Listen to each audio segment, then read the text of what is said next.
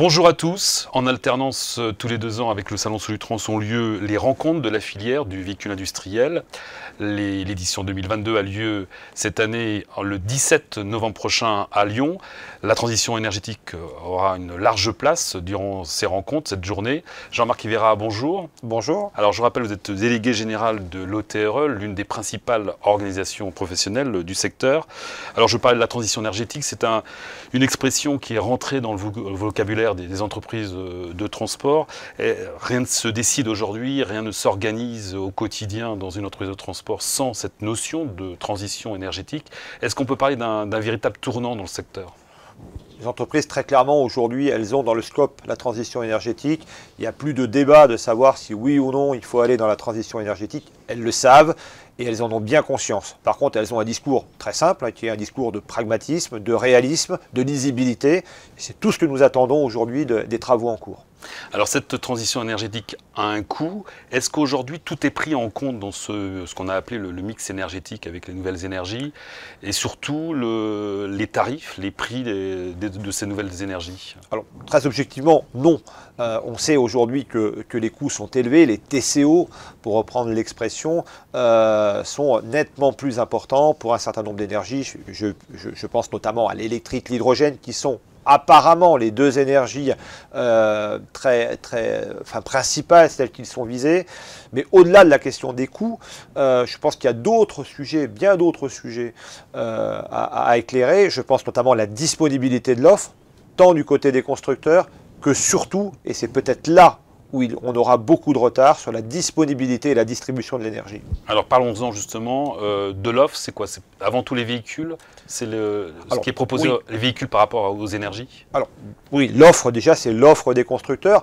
Sans dévoiler la stratégie des constructeurs, nous comprenons très clairement que la grande majorité d'entre eux sont en train de développer une gamme assez dense sur les véhicules électriques, puis dans un deuxième temps hydrogène. Certains sont restés encore sur la partie gaz, et je pense qu'ils ont également raison, parce que le mix énergétique, c'est ce que nous prenons, et nous voyons une offre se dessiner. Mais pas suffisante. Pas suffisante. Alors, pas suffisante. En produit, je pense qu'elle le sera. Mais il est hors de question pour eux, et il est hors de question pour nous, d'acheter des véhicules dès lors qu'on n'aura pas la certitude que nous pouvons les utiliser. Et pour pouvoir les utiliser, il faut qu'on puisse les alimenter en énergie. Et là, on est dans une question qui est centrale et avec des éléments qui nous paraissent très très incertains. Alors justement, le contexte économique le démontre actuellement. Il y a le problème de est-ce qu'il y a assez de production suffisante de ces nouvelles énergies, et le coût également qui a pris des envolées incroyables actuellement, aussi bien le gaz que l'électrique.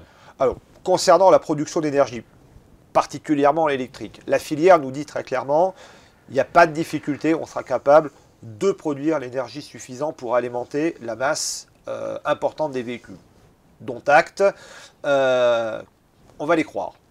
Mais la vraie question qui arrive derrière, c'est bien beau de produire, il faut distribuer.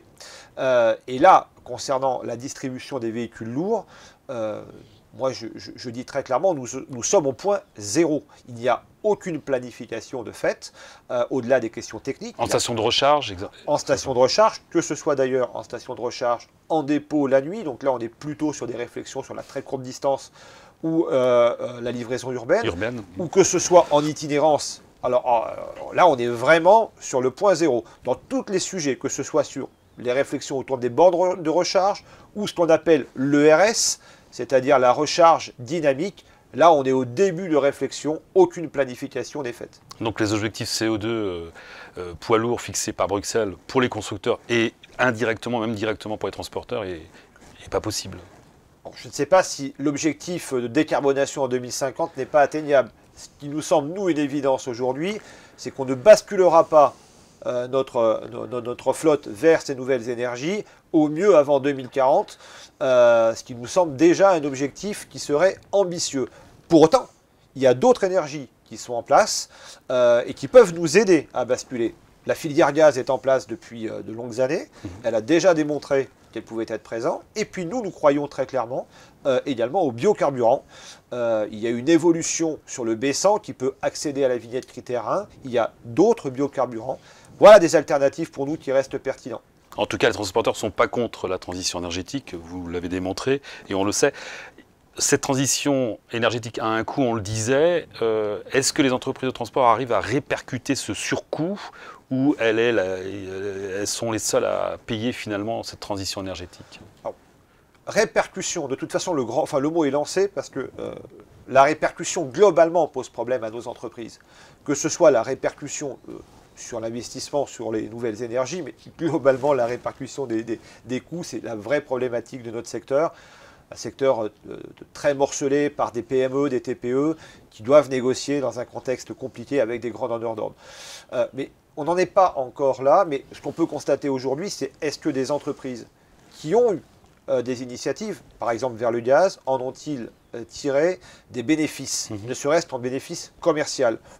Très objectivement, nous disons que non, parce que ce qui prime aujourd'hui encore, c'est le prix de transport. Et nos clients recherchent le prix de transport et idéalement le prix de transport le plus bas, ce qui reste pas très cohérent avec une volonté d'aller vers la décarbonation. Chacun va devoir à un moment donné accepter le coût et se répartir ce coût. Alors, votre organisation, l'OTRE, a publié une vingtaine de propositions dans le cadre de la nouvelle mandature. La transition énergétique est largement évoquée. Quelles solutions vous préconisez au gouvernement, à l'État? Alors, premier point. Gouvernement sans ministère des Transports, d'ailleurs.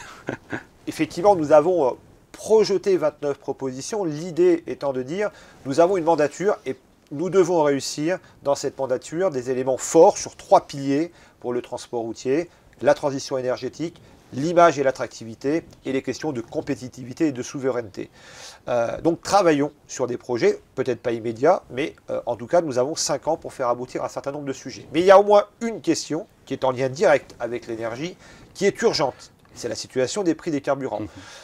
Vous savez que nous bénéficions depuis le 1er avril d'une aide à la pompe de 15 centimes hors taxe, qui doit en théorie prendre fin au 31 juillet, ce qui nous inquiète beaucoup. Nous rappelons que le carburant, le diesel, devait être aux alentours de 2 € lorsque nous avons obtenu cette mesure. Aujourd'hui, le carburant est à peu près à 2,15 €, remise inclus. Donc si on réintègre la remise, on est plutôt à 2,30 €. Donc nous sommes très inquiets sur la fin de cette mesure. Et nous travaillons actuellement et nous demandons fortement au gouvernement de non seulement maintenir cette aide, mais surtout de la renforcer. Alors, nous avons des déclarations, pas plus tard qu'aujourd'hui, du ministre de l'économie qui annonce sa volonté de vouloir la maintenir jusqu'à la fin de l'année. La maintenir, c'est bien, la renforcer est indispensable. Donc à suivre. À suivre. Alors, les eurodéputés ont voté il y a quelques jours de cela, l'élargissement du marché carbone au transport routier. Est-ce que ce n'est pas une double peine pour les entreprises de transport? C'est-à-dire de toujours taxer, le toujours taxé, on aurait pu croire que c'était un mal franco-français, mais finalement on s'aperçoit que c'est un peu plus généralisé. Nous, on en revient sur une vraie question. Nous, transporteurs, nous sommes des prestataires de services, nous ne faisons qu'exécuter des transports qui nous sont commandés. Et nous reposons la question, mais nous le disions déjà il y a plusieurs années avec une réflexion autour de ce que nous avions appelé éco-contribution, éco-transport. À partir de quand nous allons impliquer nos donneurs d'ordre dans ce principe de la décarbonation? Aujourd'hui, toutes les charges, toutes les contraintes pèsent sur nous. Nous nous interrogeons sur le fait de responsabiliser davantage les donneurs d'ordre. C'est eux qui choisissent le transport, c'est eux qui choisissent la route au profit d'autres moyens de transport, c'est eux qui vont vous choisir vous parce que vous conduisez avec des diesels au lieu de me choisir moi parce que je roule avec un véhicule électrique ou un véhicule au gaz. Alors les transporteurs paient déjà cette transition énergétique, on en parlait. L'écotaxe revient. Première région concernée, l'Alsace. Bon, tout n'est pas fait encore, d'ici 2 ou 3 ans.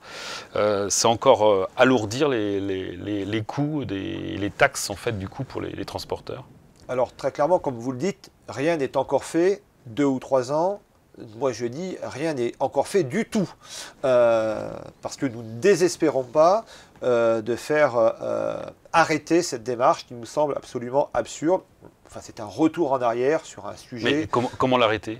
D'une façon relativement simple, on va être très pratique. D'abord, je rappelle que l'Alsace, c'est une décision issue de la loi d'orientation des mobilités, et que nous avons, hélas, la loi climat et résilience qui, elle, globalement, prévoit l'élargissement de la mesure alsacienne à toutes les régions. Donc ce qui se passe en Alsace est pour nous très important.